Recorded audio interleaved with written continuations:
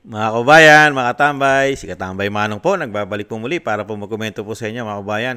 Samahan niyo po inyong lingkod dito po sa Tambay mga kabayan. Magandang umaga po muna, tanghali, hapon, gabi. Madaling araw po sa atin lahat, saan man sulok ng ating bansa o saan man sulok ng mundo tayo naroon. Maingatan po tayo mga kabayan. Ito pa mga tambay, makibalita po tayo. At ang ating Vice President Sara Duterte ay meron pong paanyaya po ang Vice President sa atin. At meron na rin po siyang update. Pakinggan po natin ang ating Vice President, mga tambay, na nasa The Hague, Netherlands, sa may ICC po, mga tambay. Ito po ang ating Vice President, mga kabayan. Pakinggan po natin. Unang-una, inimbitahan ko lahat ng ating mga kababayan dito sa Hague at sa mga karatib lugar ng Hague sa The Netherlands na meron po tayong pagtitipon-tipon bukas. Ito po yung Free Duterte Now rally natin. So, hindi ko talaga siya mabigyan ng definitive timeline. Hindi ko lang alam kung kaya masagot ng abogado kung merong definitive timeline at kung gaano kataas yung chances na makauwi si dating Pangulong Duterte sa Davao City. So, sinabihan ko na rin si Atty. Kaufman na kung pwede, he makes himself available sa Philippine media para masagot yung mga tanong ng mga kababayan natin at mga supporters ng dating Pangulong. Siyempre bagyo, mayroong mga areas na mas madalas ang bagyo sa atin doon sa Pilipinas. Yung mga pagbaha dahil sa pag-overflow ng kanilang mga drainage at kanilang mga sapa. Ilog. Oo.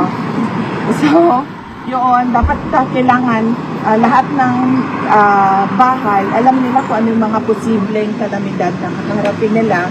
Tapos, nakahanda din yun kung ano yung gagawin nila. Dapat kailapin na yun sila yung kalamidad. Tapos, kailangan din na napapag-usapan ng mga lahat ng nasa loob ng bahay kung ano ba yung kanya-kanyang role at ano yung kanya-kanyang gagawin. At mahalaga din na naghanda yung kanilang emergency kit o yung go bag na tinatawag para pag nandyan na yung emergency, hilain na lang nila yung go bag at masecure sila about 3 to 5 days na gamit yung go bag nila. At yung Office of the Vice President, andyan pa rin yung Disaster Operations Center namin. Ito yung in-institutionalize namin sa loob ng OVP. Isa na talaga siyang center kung saan meron talagang mga tao na nakatutok sa mga emergencies and calamities. Na naka-devolve din yung iba doon sa mga satellite offices namin sa iba't ibang probinsya para mas mabilis yung galaw nila. Yun nga lang, limited kami sa budget namin, sa pamilagay namin na disaster kits at tulong. Kaya yung mga iba, meron tayong mga kababayan ng gusto tumulong din. Sinasabihan namin sila na kung pwede, i-direction na lang nila doon sa local government unit at sa local disaster council kung saan sila gustong tumulong. So, disaster prone talaga ang Pilipinas. Kaya dapat din talaga malaki yung budget natin sa disaster risk reduction and mitigation, preparedness, and response. MVP. Kasi the other Ha? Well, kasi suppose nasa Hague, alam pa, no? Ay, totoo ba yung sabi nila na ngayon sa Philippines yung deposit mo na meron na 20%. tax? Totoo ba yun? Yes. bill pa ba siya? It's a law already. Batas na siya. Batas na siya. So, kung ano niyo po, Ano yun siya? Yung capital, yung interest na ang pagpupunta? Interest. Interest, 20%.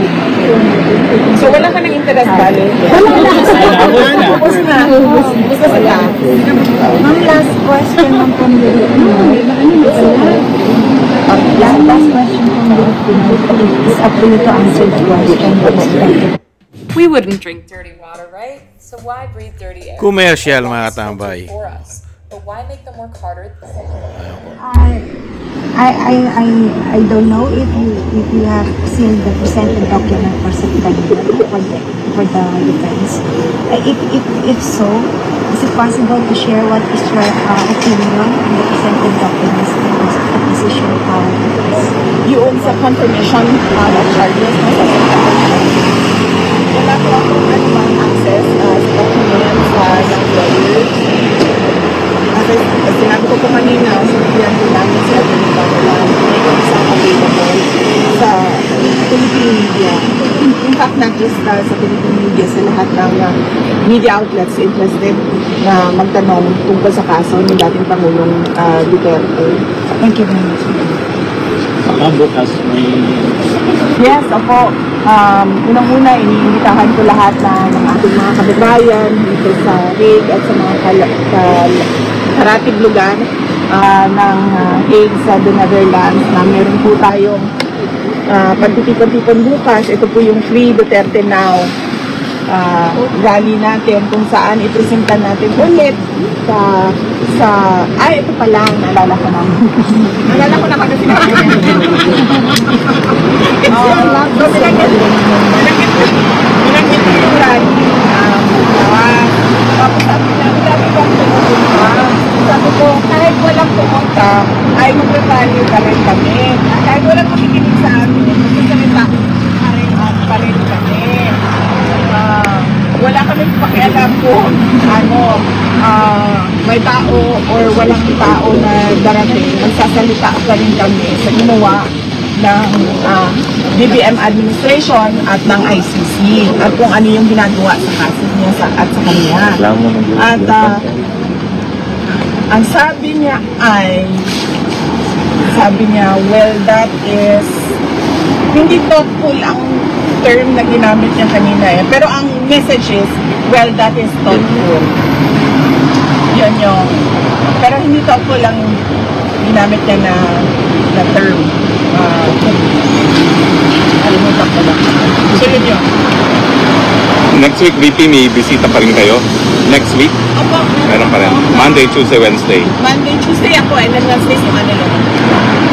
Ma'am, may nagpapatanong po dito. Ano daw po ang reaksyon nyo na naging third nominee po ng Tingog Party List, yung asawa po ni Romualdez. Tatlo na po sila sa Congress. Anak niya, asawa, tapos si Romualdez. Well, that is a question best answered by other party lists, no? Dahil sila yung merong interest sa ganyan, dahil sila yung merong mga nominees, 1, 2, 3 nominees, no? So, merong iba dyan ng mga party lists na maybe inalaw or hindi inalaw ang kanilang mga nominees, kaya sila yung mas karapat dapat na mag-question about sa pag-appoint na isang member ng party list the seat. Thank you, ma'am. Ma'am, how do you assess PRD? I mean, few days bago aalis na naman kayo, how do you assess him? By and large? Okay naman siya. Paniwala ko kung pwede lang siya umatay bukas sa atin yung bukas. Yeah, okay lang siya. Ang nakakain na siya. Hindi ko siya tinanong pero tinanong ko yung guard na kasama ko kanina na nag-escort sa akin palabas. Tinanong ko siya kung actually yan na lang yung tanong ko gusto nila lagi. Pag lumalabas ako, pwede bang magdala ng pagkain para sa kanya? Kasi alam ko, sigurado ako, hindi lang niya binabanggit, namimiss talaga yung munggos ba? Munggos. Bulag. At nagsabi na naman ulit na hindi daw pwede. Pero sige lang, tulad ng pagkagawa ng rally kahit walang tao, hindi na ako mapapagod na makiusap kung pwede ba magdala ng pagkain. True yan, ma'am. Kami. Baka dumating ang isang araw na magsabi na sila na, sige, magdala na ng pagkain. Ma'am, kung pwede man kami, dito na kami titira. Salamat sa salamat sa tulong ninyo, sa dasal ninyo, sa suporta ninyo. Meron dito mga hindi tiga Netherlands, hindi tiga Hague, pero pumunta kayo dito. Gumastos kayo ng pera para magpakita ng suporta kay dating Pangulong Duterte. Sabi ko nga, at yun din ang sabi ni Senator Aileen, di ba, pareho kami lang sinasabi, hindi ito about the person, This is not about si President Rodrigo Roa Duterte. This is about a Filipino that was illegally taken from his country and brought to another country to be, for detention, to be imprisoned. Ano nga ba kung picture? Still remember? Oo. Nagsabi siya bawal daw sa mga lawyers na mag-release o kumuha man lang ng picture ng kanilang clients at pag ginawa niya daw yun ay baka tagalin siya as lawyer. Ma'am Sarah, this is a question as a fellow human being. Where do you get your strength to keep going every single day with all these issues and all these problems? And what keeps you going as a person? Miss Universe. That is one matter as well that we discussed earlier with you. But not about the strength to go on. It was about life and death. Yes. And then I told him, because he was giving somehow last Duterte!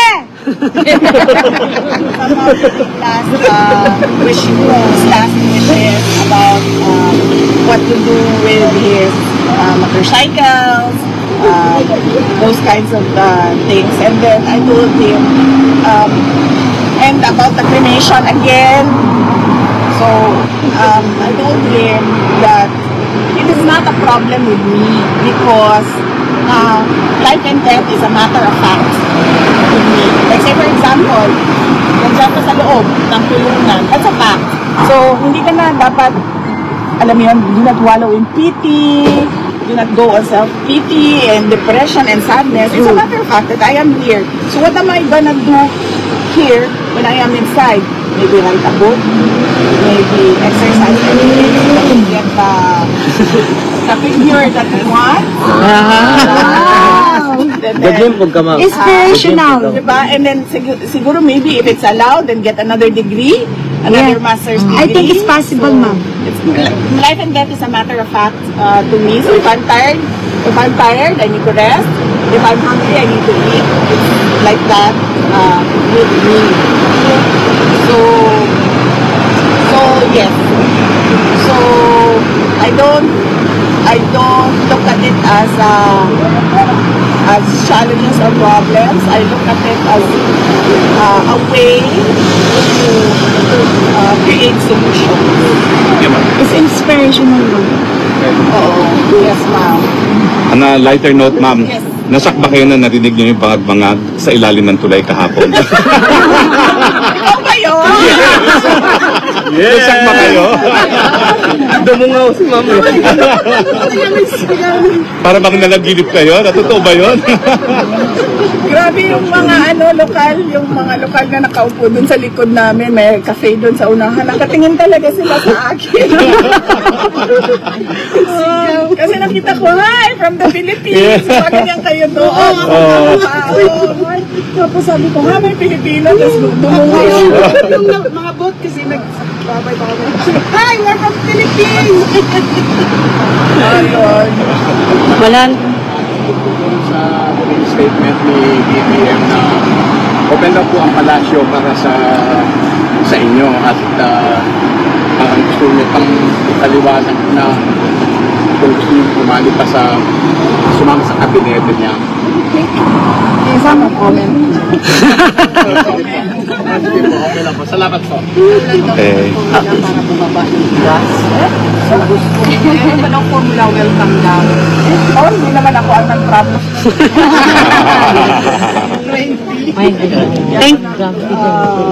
Promise nung ganito na bigas.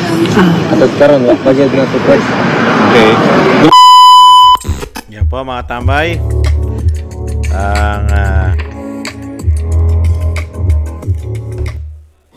Yan po mga kabayan, ang ating Vice President. Medyo maingay lang po dahil nasa tabing highway po ang kung saan po nandun ang Vice President. Napakaingay po, di po ba? Dahil ang tutulin ng mga sasakyan mga kabayan. Pero doon naman po sa naunawa natin na update ng Vice President. ay siyempre po, una-una nag-aanyaya po siya sa gaganapin pong siyempre po itong agarang paglaya ng dating Pangulong Duterte. Siyempre po, kakalampagin pa po nila o kakalampagin nilang muli ang ICC, mga tambay, dahil sa ginawa po ng BBM o itong PBBM administration na sinasabi ng Vice President. Totoo po yun. Nagkaroon po kasi, di po ba? Nagkaroon kasi umano ng sabwatan ang PBBM administration at ang ICC. Yan po ang pinapatukuyan po ng ating Vice President, mga kabayan. May katotohanan po yon dahil isa pong abogado ang ating Vice President. Alam niya po ang nangyayari. Hindi po ba? Yung naging sabwatan ng PBBM administration at ng ICC. At nakita naman po natin, lalong-lalo pagka tiningnan natin ang kapirahan natin, ang binabudget po nila taon-taon ay talagang trilyon-trilyon, pero walang nakikita po ng malalaking katulad po ng ginawa ni dating Pangulong Duterte na makikita mo ang pera ng taong bayan, ang taxpayer, doon sa kanyang mga build na natatapos. Pero po, ngayon po, 3 taon po, ano po nakita nating napakaraming natapos po sa kanilang administrasyon. Kaya nga po masasabi po talaga natin na nagkaroon talaga ng sabwatan. Yung sinasabi po ni Vice President Sara Duterte. Nagkaroon ng sabwatan, siyempre pati pera. Hindi po ba pera? Nagamit po yata ang pera natin, mga kabayan, dahil dito po. Saka yung paanyaya po ng Vice President, dapat lang po talaga yon na kalampagin ng ICC, lalong-lalo yung mga kababayan natin na sumusuporta sa dating Pangulong Duterte dahil naninindigan na mali ang ginawa ng administrasyon ni PBBM at naipagsabwatan sa ICC. Mali po dahil meron po tayong nakikita na hindi nasunod na proseso. Lalong-lalo po, pinahina po nila ang ating judicial, lalong-lalo po yung sinasabing hudas, yung naghudas at nagtraidor. Hindi po ba? Kaya dito po, mga kabayan, talagang basag na basag po rito ang administrasyon po ni PBBM na tinatawag pa ni Attorney Harry Roque na bangag. Nagulat pang araw at parang napatingin pa ang ating Vice President nung makarinig daw po ng bangag, mga kabayan. At syempre, yung sinagot din po ng Vice President, lahat, ang hindi lang niya po sinagot, yung sinasabi po ng isang kababayan natin na kung tatanggapin daw po ng Vice President, yung alok ng administrasyon ng Binagoong Pilipinas na makipagtulungan muli sa administrasyon, no comment na po dyan. At syempre po, yung party list na hindi po sila gahaman at swapang sa kapangyarihan dahil kompleto na po sila. Yung meron na silang speaker, may asawa pa at may anak pa ngayon sa Kamara, sa House of Representatives. Ang pinasasagot na lang po dyan ng ating Vice President ay siyempre po yung mga party list na rin po mismo. Kasi may mga party list na ayaw nilang paupuin Di po ba? Katulad po ng Duterte Youth hanggang ngayon. At syempre po, nagpapasalamat po tayo, mga kabayan. Salamat po dahil nga po dinidinig po ang ating mga dasal. Dinidinig po ang ating dasal ng may kapal na nagiging maayos at malusog at ang ating dating Pangulong Duterte ay malayo po sa kapahamakan at okay naman daw po, sabi ng ating Vice President, ang ating dating Pangulong Duterte. Napakabuti po, napakaganda po at napakagandang balita po yung para sa atin na ang ating mga dasal at panalangin ay dinidinig po at lumalakas at sumisigla ang dating Pangulong Duterte. Talagang kailangan po paglabanan niya po yan at konting tiis po.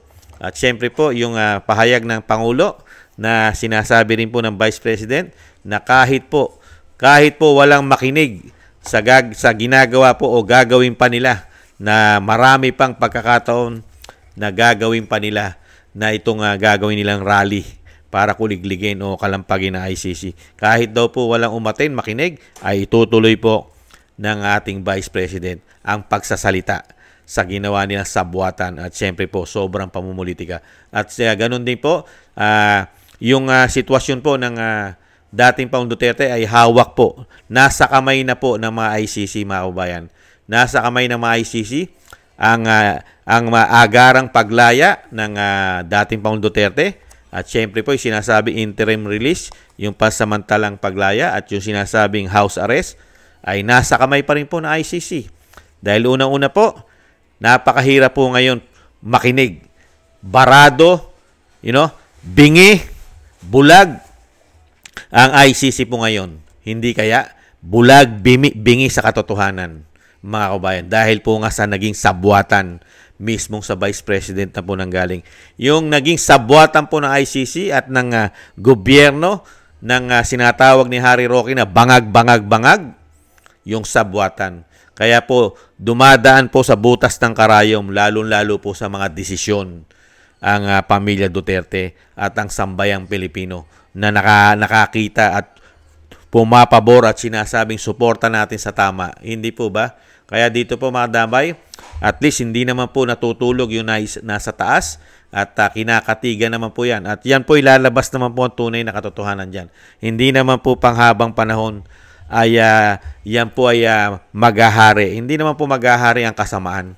Meron pong katapusan at hangganan yan, mga kabayan. Yung ginagawa po na administrasyon po ni PBBM na tinatawag ni Attorney Harry Roque na bangag, may katapusan po yan. Matatapos din po yan. Ang gawin po natin, mga kabayan, siyempre po yung panalangin at dasal. Habang iniintay po natin ang katarungan, ay magpatuloy po tayo na isama po natin sa ating mga dasal at panalangin na maingatan po at mailigtas po o maligtas po sa kapahamakan at madugtungan po ng madugtungan ang buhay ng dating Pangulong Duterte hanggat dumating na po yung katarungang hinihintay po natin lahat, mga kababayan. Yan po napaka-importante. At siyempre po, nahandyan naman po ang team ni Attorney Kapman na hindi naman po titigil yan, na talagang lumabas at talagang ang katarungan ang manaig. Hindi po ang kasamaan at pamumulitika, mga kababayan. At alam na rin po naman natin na ang ICC po ay nagkakaproblema na yan. Kaya po, yan na lang po ang isa po natin nakikita dyan. Pagka marami pong bansa na malalaking bansa na kinukundina o kukundinahin nila na kukundinahin at bibigyan nila ng naparaming sanksyon ang ICC, ay lalabas po talaga na ang ICC ay nakikipagsabwatan sa politika. Sumasawsaw sa politika at syempre po sa pera. Hindi po ba? Yan po ang nakikita po natin dyan. Kasi ngayon, napakarami po kasi ngayon digmaan. Pero tulog po dyan ang ICC. Kaya po masisilipan po sila dyan. Napakarami pong natsutyugi sa mga napakalalaki po. At hanggang ngayon na hindi nalulubay ang digmaan. Di ba? Ukraine, Russia pa lang. At sa Middle East. Hindi po ba? Walang lubay. Araw-araw may natsutyugi na tao.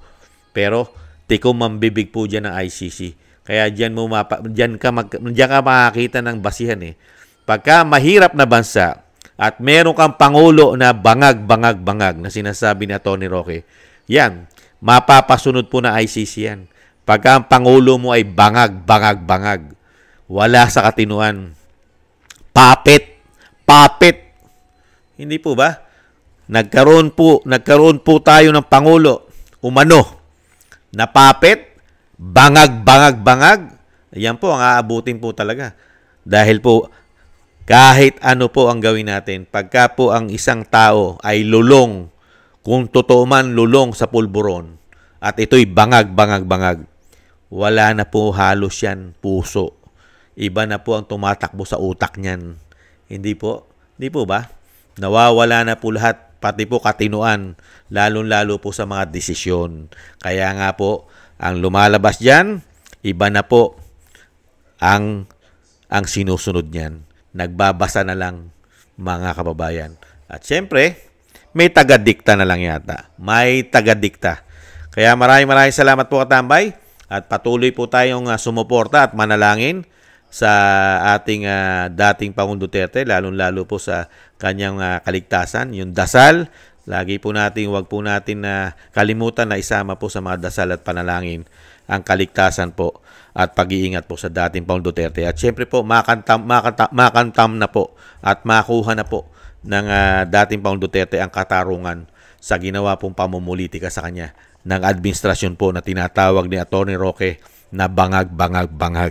mga kababayan. Isama po natin sa dasal. At syempre po, antabayanan po natin itong daraos na rally ng ating Vice President, itong kanyang maisog.